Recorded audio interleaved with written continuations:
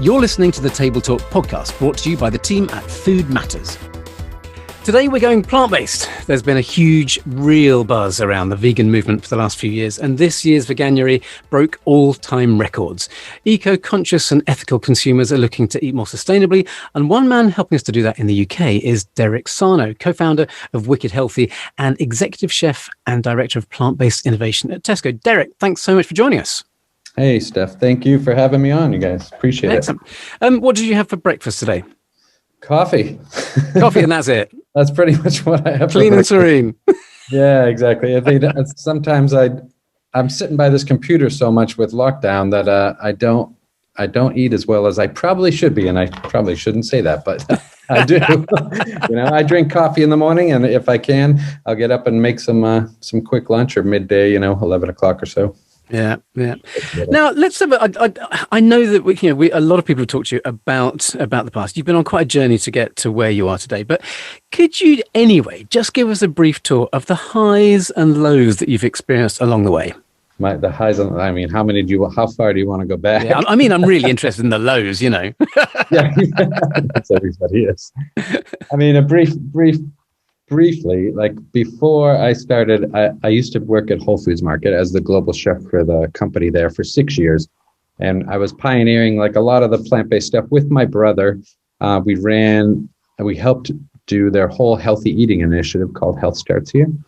And before that, stepping even further back, I lived in a Tibetan Buddhist monastery, and I was there for 3 years. And that's where I really started to hone how to cook more greens, grains, and beans, and just more healthier approach, more the vegetarian, vegan style. Before that, I owned 3 different restaurants. 2 of them were catering companies, really big at the time. We expanded all over New England and catered a lot of different things. And then I also had a farm. I did a 2-year stint where I emulated a farm. So I did a vegan organic farm with my brother Chad. That's where I started getting into the growing and not needing animals for growing. So I'm totally jumping all over. I like it. And the reason why I went to the monastery was because my fiance, 3 years, she was killed in a car accident, and it really threw me for a loop. It was It was a horrible thing to happen. And I had to really get my head on straight. I couldn't work. I didn't understand what life was about. Before that, I was all selfish, all ego, all about just cooking food that tasted good, didn't care what was in it, didn't care how it came about. And that all changed when I went to the monastery and after Amanda had passed. So that's where the journey started. So that was 15 years ago. And this past 15 years has really shaped up, or I've shaped up, so to really just drive a mission as far as helping to end animal suffering, because I don't believe that anything should suffer for us to enjoy an indulgent life. Wow, that is quite an extraordinary journey, and I guess some spectacular lows to some extraordinary high times as well. So now you became director of plant-based innovation at Tesco. That is a very, very different company to Tesco, I would imagine. It's vast, it's very corporate. Why Tesco? Well, Tesco is the largest in the UK, yeah. So the resources that they provide me to get this done is just beyond none. I don't know of any better retailer out there. And I've worked and studied a lot of them, but I really do appreciate the size and the way the organization is run. I have so much respect for the CEO team. And yeah, that's pretty much why I'm here, for the resources and to really expand out and get the word out faster to the mainstream. Now, some of the products that you produce in Tesco's are absolutely extraordinary. They're absolutely fantastic. But I wonder who needed who most, because Tesco really needed to shift. It needed to move on its feet. It needed to get a big foothold in the plant-based market. So yeah, who was the suitor in the combination, the relationship between you? So when Tesco approached me, I had been taking a year off from Whole Foods. So I just had ended my career at Whole Foods, and I went vegan the next day. And so during that year off, I learned photography. I raised two baby squirrels in my house. I learned how to bake sourdough bread. The ninja squirrels. Yeah, the ninja squirrels, exactly. I wrote the Wicked Healthy cookbook with my brother Chad, and we started Good Catch Foods during that time. Also, Tesco had called, so they were looking for somebody to really inject a little bit of newness and innovation, and they were calling on me. And I said, look, I will come and cook and show you what I can do, but I don't want to cook animals anymore. So when Jason Terry had brought me over, and I met with the CEO team with Dave Lewis and a couple others, and we went around the stores. And if you look around the stores, it was only 3.5 years ago. Everything is just a sea of brown. So all the ready meals were just brown. All the sandwiches were just brown. There was no vibrant colors of like vegetables. So my whole mission was to just really drive something to eat for myself personally, because there was nothing vegan other than a falafel wrap. Yeah. Nothing colorful, nothing stood out on the shelf. Everything was an animal product. And that's, what I did was I just put together a proposal. They had asked, we had long conversations. It took a while. It took months and months. And then they just brought me over to get it done. Mm. And were you in the US at the time? I was in Portland, Oregon, which was, if you've ever been out there, it's probably some of the most amazing food and fertile soil. It's just amazing out there. I've heard it's a fantastic place to be. Yeah, I do love it out there. Yeah. Now, veganism, let's have a quick think about veganism. Now, vegans have been around forever, but the vegan lifestyle is just picking up speed at the moment. Veganuary reported the biggest year ever this year.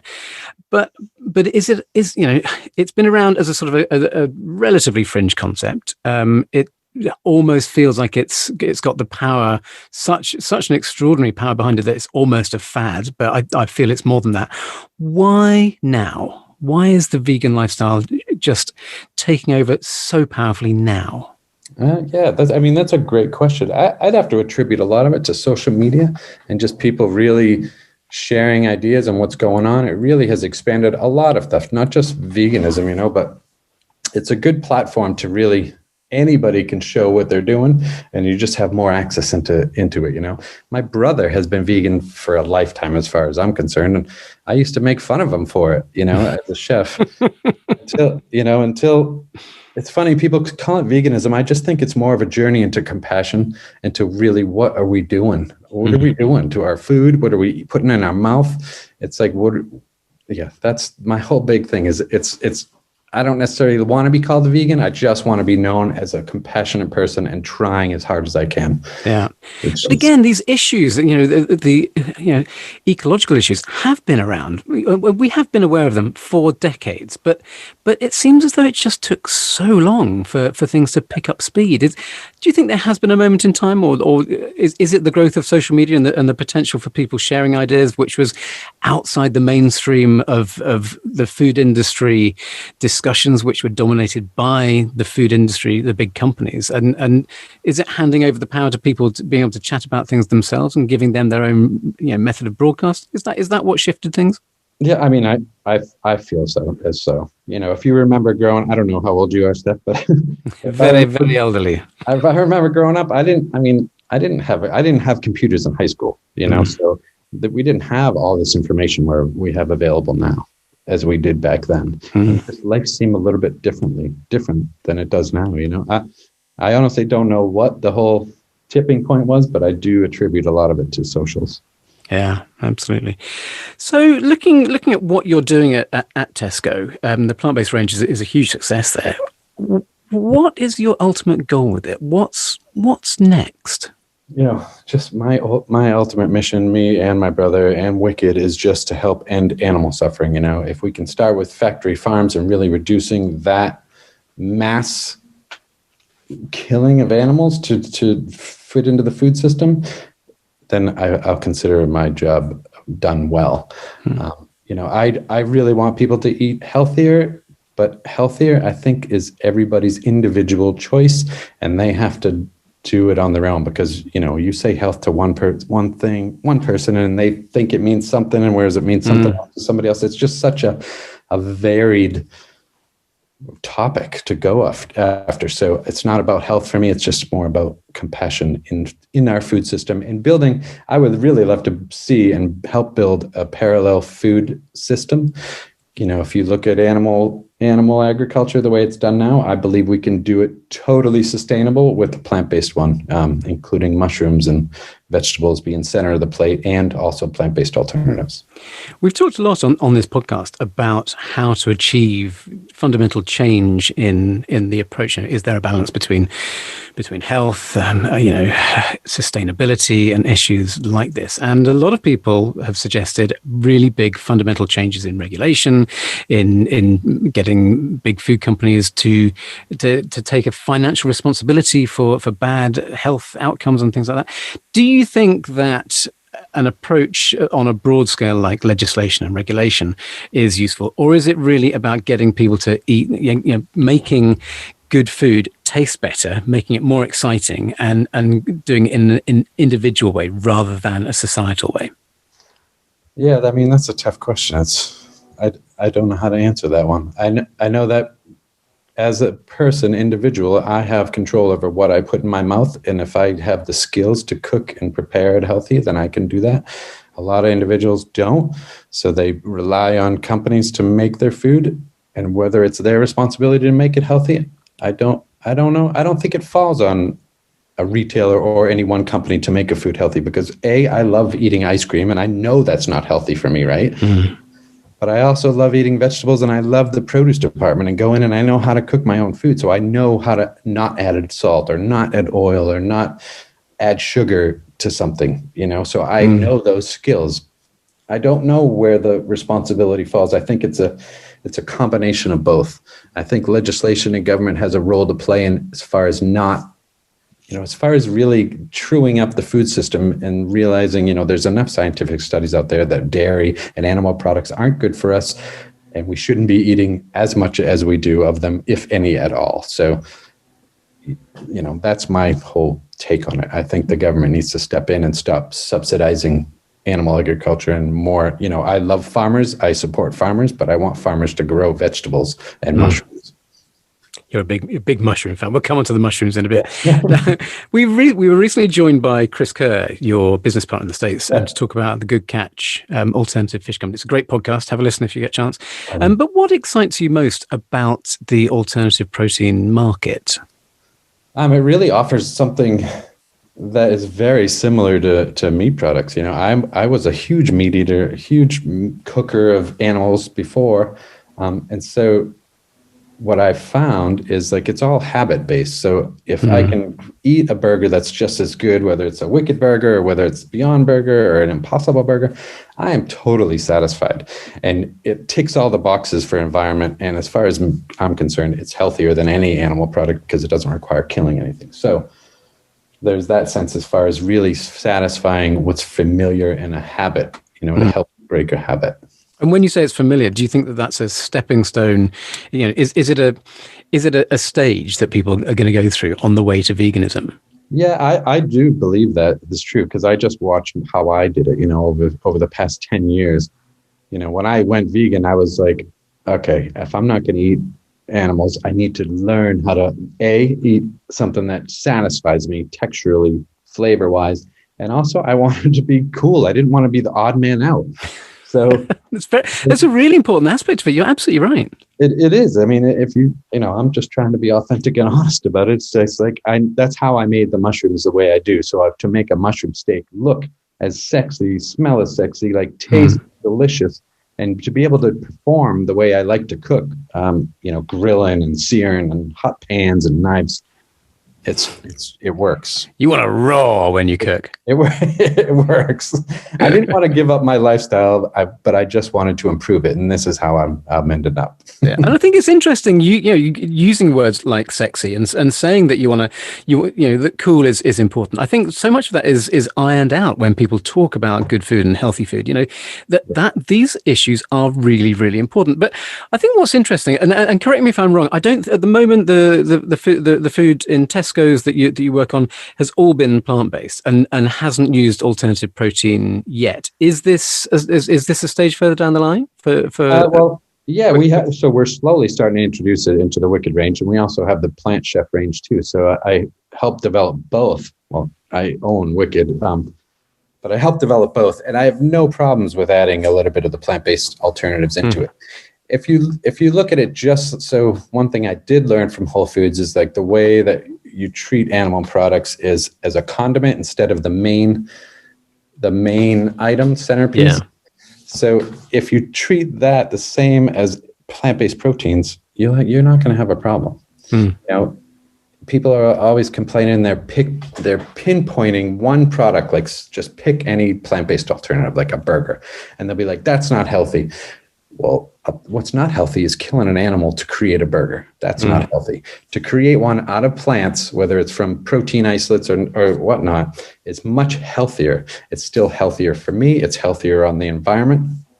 And we're not saying don't eat vegetables. Like you can't just eat one thing all the time. So you can't focus on one thing solely being the cause of unhealthy or healthy.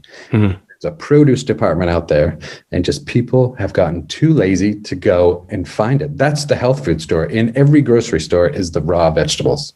Yeah. Use them, you know. Get on it. Yeah. Now, I mean, it would be obtuse of me to not mention that there are skeptics about in vitro meat and alternative meat ready meals that there might be a sort of a halo effect, but that they still contribute to climate change in the production process. Maybe they're not as healthy as perceived.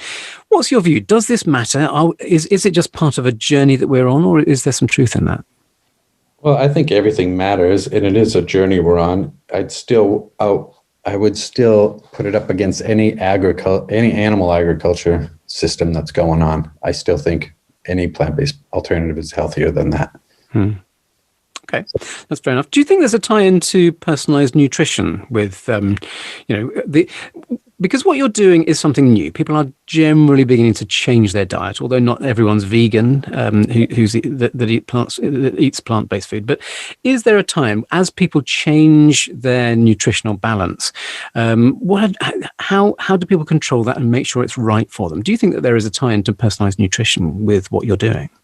Yeah, I don't know the answer to that question either, Steph. I mean, I think it's everybody's on their own journey and they have to figure out what's right for them. I just think we need to start including compassion into our food as well as sustainability. All that stuff needs to be considered. We're very moralistic beings. We're human beings. We have feelings.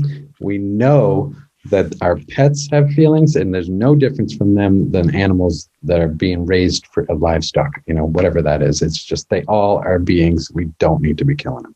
That's all I'm gonna say over and over. Yeah, absolutely. But I think that's fair enough. But I wonder, is there some way? I've sort of toyed in my quiet moments about how to impress this upon people. Do you think that labels of food could have different sets of metrics on, literally compassion metric, an ecological impact, amount out of 10, a CO2 impact. Did you think that giving people the information and putting these things on labels might be useful? I think so. I think that'd be amazing to do, kind of like a friend of mine, Matthew Glover, he was telling me one day to do it like window ratings, you can see from green to red, all the aspects, whether it's healthy for you, healthy for the environment. It'd be amazing to be able to label food like that and see how many food miles it was, where it came from. Yeah. It's cool stuff, Yeah. And once you give people the information, then they can start making a decision on these things. Okay. Now mushrooms. Let's go back to mushrooms.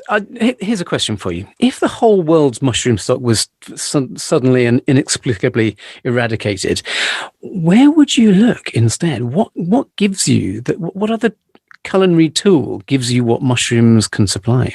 Yeah, look, mushrooms are one of my favorite things to cook with, because they're not really a plant. They kind of fall in the middle area. But I still find satisfaction out of every vegetable and just bringing vegetables to the center plate. I haven't cooked with as many mushrooms this past 3 months as I have in the past 3 years. But, just for being in lockdown and not having access to them and going shopping all the time. But I still think there's plenty out there that we don't need mushrooms. All these cool things that Beyond Meat and Impossible are doing with, those aren't mushroom based. Seaweed and algae. There's a lot to offer from lots of different things. Yeah, there's so many things. What I like mushrooms for is I can create something meaty from their whole texture. I don't need to break them down or pull any isolates out. I can just do them as a whole veg. So I really like to practice with whole veg, like center of the plate items. Whether it's butternut squash and sweet potato, anything like that, I can do it with that as well. Yeah. Now, I believe you've got plans to launch Wicked Foods internationally. And I wonder, the UK was your initial launch. Why was that? And how does that guide your approach to expand? The UK is an amazing place to test food because you have one manufacturer that can reach the whole country. And that is very, very good as far as testing out concepts and rolling out food. Whereas, the US, you need at least 4 or 5 in different regions, because if you want to do any kind of fresh food program, you're never going to be able to do it in the US unless you have that many spots, So the smaller countries is easier. And then also Tesco being having just an amazing process, and their supplier base is just incredible. The people I get to work with are incredible. I'm super grateful for the position I'm in to be able to test all these things. And then all the support I get is just really amazing. I don't know what else to say about that stuff. Okay. In which case, the other question then really is, where next and what next? Yeah, we are. I mean, we're definitely looking at the US. We're also looking at other countries around the European Union here. So, stay tuned. I can't announce it right now. But we do have, we are working actively, and I do expect it to be very soon that we announce something. So. Excellent. Okay. Well, from unbearable tragedy that started this journey, really, to a huge positive impact on so many aspects of life and ecological situations and things like that, I think you've been really inspirational. So thank you very much. Thank you very much, man. I appreciate it. Okay. Well, you've been listening to the Table Talk podcast brought to you by Food Matters, and you heard from Derek Sarno. Thank you so much, Derek. If you enjoyed this episode, you might like one of our other podcasts in which we explore pretty much every aspect of the food industry, from food systems to GM crops and big data. Subscribe to get every episode freshly delivered to you on Apple, Spotify, Google, or your preferred podcasting platform. And to find out more, take a look at foodmatters.co.uk. Thanks for listening.